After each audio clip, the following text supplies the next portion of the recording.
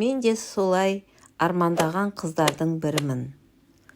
Кез келген отбасында өзіне тән проблема болады. Біреуінде жетіспеушілік, енді біреуінде денсаулық мәселесі бар. Тағы біреудің күйеуі жүргіш, әйелі бақытсыз. Ал біздің отбасымызда бәрі керісінше. Әкем мен анам бір-біріне бөтен адамдарша өмір сүріп жүр.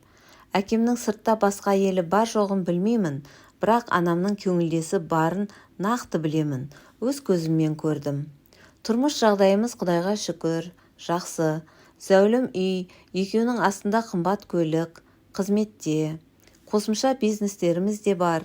Анам, інім екеумізді ғана туғанда қызмет қуып кеткен. Әкем де солай. Келесі жылы зейнетке шығады. Екеуінің бақытсыз екенін білемін. Себебі бөлек бөлмеде өмір сүреді. Дастархан басында тек қонақ келгенде ғана бірге отырады. Басқа күндері екеуі де үйден кешкі ас ішпейді. Үйде отыра қалса әкем өзінің ноутбугына, анам телефонына телміріп уақыт өткізеді. Інім екеуміз бұл жағдайға үйреніп қалғанбыз. Үйде анда-санда екеуі келіспей қалғанда ұрыс боп тұратыны қалыпты жағдайға айналып кеткен. Алайда былтыр күзде қатты айқай болды.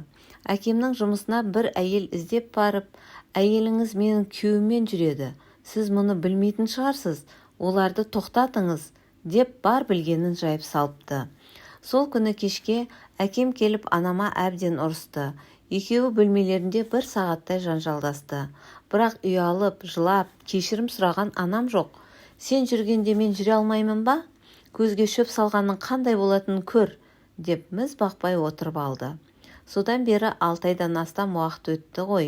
Әкеме бәрібір. Анам да айылын жиған жоқ. Жұмысына бар жақсысын жапсырып кетеді. Кешке кеш келеді. Мама, бүйтіп бақытсыз болып өмір сүргенше ажырасып кете салмайсыздар ма? Деп әңгімеге тартып көрдім. Сен не білесің? Араласпа, деп тоқтатып тастады. Іштей қиналатын сияқты. Бірақ ел жұрттың сөзі үшін арадағы әлде қашан сөніп қалған некені сақтау үшін шыдап жүр. Менің алаңдайтыным, келешекте мен тұрмысқа шықсам, бұлар құда-құдағилармен қалай араласады? Олардың мына жүрістерін менің болашақ ата-енем білсе, мен туралы қандай ойда болады?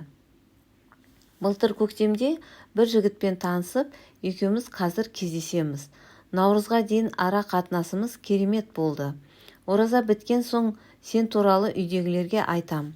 Ата-аналарымызды таныстырайық деп биыл маған үйленетінін айтқан. Алайда көп ұзамай айнып кетті. Мен сабақтан шыққан соң екеуміз кафеге, кешкі асқа барғанбыз.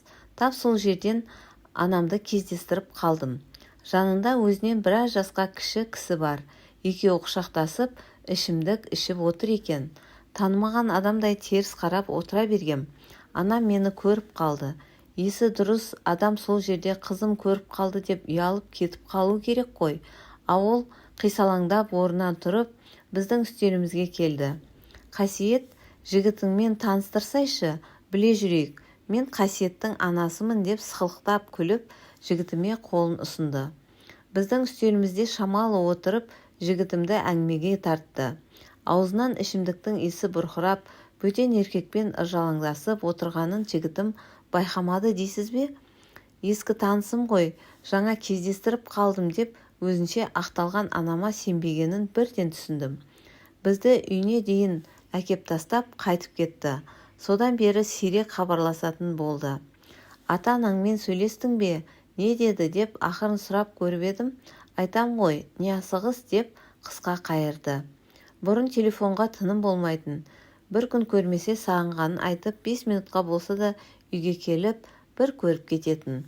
Қазір жұмысым көбейіп кетті, ренжіме дегендей неше түрлі сылтауларды айта бастады. Анама, мені позор қылдыңыз. Сол еркекпен танымаған адамдай отыра бермедіңіз бе? Ішіп алып ұялмай қасымызға келдіңіз деп жылап жағдайды айтып едім. Ол жігіт сені сүймейді. Сүйген адам ештеңеге қарамас еді. Ертерек бет пердесін шешкеніңе қуан. Ал біздің қандай адам екенімізде ешкімнің шаруасы болмасын. Өз ортамда сыйлымын, шүкір деп бәрін жігітіме жаба салды. Осы дұрыс па енді? Байлық, жақсы киім, жанға қажетті нәрсенің бәрі бар. Бірақ үйде жылулық жоқ. Әкем өз өмірін, анам өз өмірін сүріп жатыр. Ал бізді кім ойлайды? Оларды ертең ата-анам деп күйеуіме қалай көрсетем? Мейлі, тойда бірдеңе етіп, ерлі зайыптылардың рөлін ойнар. Ал кейінше, біз қыдырып келгенде, екеуі екі жаққа қарап отырса, анам жігітімен көшеде ашық-шашық қыдырып жүрсе, онда қайттым. Құрметті тыңдармандар, егер де әңгіменің соңына дейін тыңдаған болсаңыздар, өз пікірлеріңізді қалдыра кетуді ұмытпаңыздар.